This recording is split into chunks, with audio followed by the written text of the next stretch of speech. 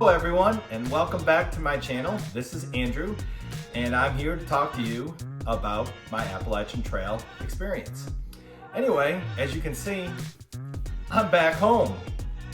But don't fret, I'm going back out, but I wanted to let you know a few things that have happened since then. I had a severe sciatic flare-up, and I had to do something about it. And everything I was doing while I was out there just wasn't working. So I decided to come back home, and I'll be here until April 1st. And I decided to re-gear. I bought a new tent. It's a lighter. Trying to get my equipment under 30 pounds. It was sitting right around 33 to 35 before, so I just want to drop it 5 pounds down. So far, I think I've got it down to like 31.5 pounds, and so I'm trying to drop it another maybe 1 to 2.5 pounds. I also had to decide what my plan was. So I made a plan change, but before I talk to you more about that, I want to show you what has been happening from day 15 through, I think, 2021, through day 21. I hope you enjoy the video and some of the pictures and some of the scenery that you see and some of the conversation that I have during that time. And I will return here in a moment after you get an opportunity to see everything that I did for those few days. I will talk to you soon. Hey, good morning everybody. Just wanted you to see what I see this morning. There's not a whole lot of picturesque views out here during the day because everything's kind of dead, but this is what we get to see in the morning. You can see in that backdrop that beautiful sun just coming through the clouds. It's super gorgeous. Anyway, hope everyone is doing well, and I will see you on the trail.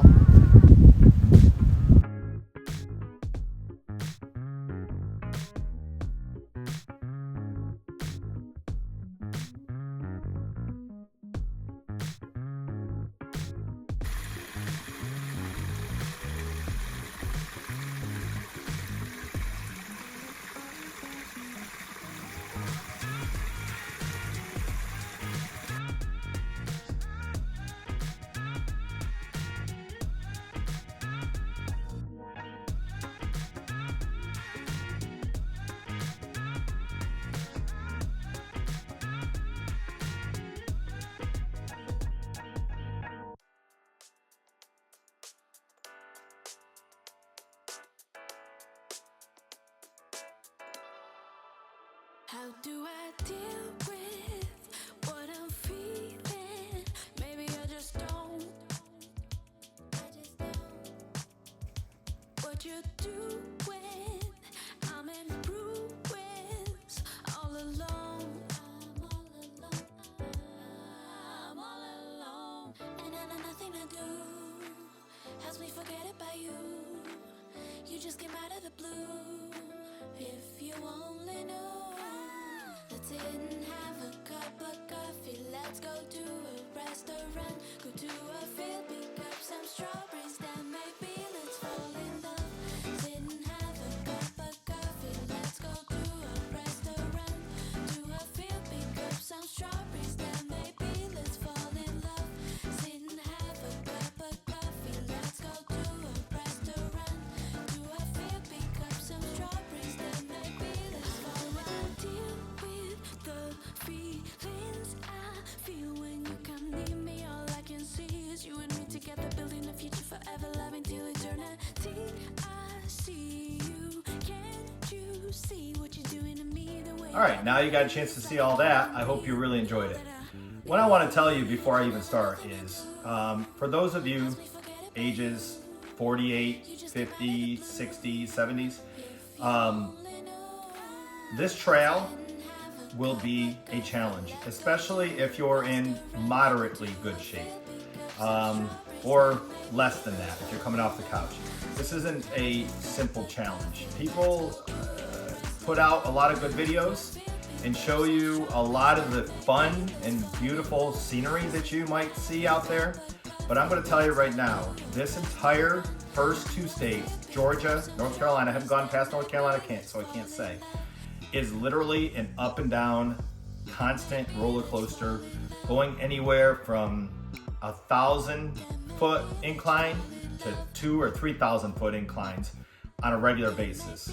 Coming down into the Nantahala Outdoor Center, which is where I stopped, that was mile 136.7, was quite the challenge because before that, we had to go up a bunch of really large mountains, and the climb down into the Nantahala, that 0.8 was not that bad. I heard a lot of rumors that it was going to be super steep, and actually about the 5-mile mark into as you're getting closer to Nantahala Outdoor Center, that's where it gets super steep, and you have to be careful and you have to watch your step. There's some cliffs there that I was not expecting at all. Felt like I was walking on a 3-foot tiny little narrow path down the side of a cliff. It probably wasn't that extreme, but it felt like it to me. Beyond that, it's a challenge. It's not something that you don't prepare yourself for. If you have an opportunity in 2024 to get up in some tall mountains and walk up and walk down them, make sure you do it. This isn't something that some people, will say, well, it was easy, I did it in 4 months. Well, good for you. You have a great, healthy fitness routine that has kept you capable.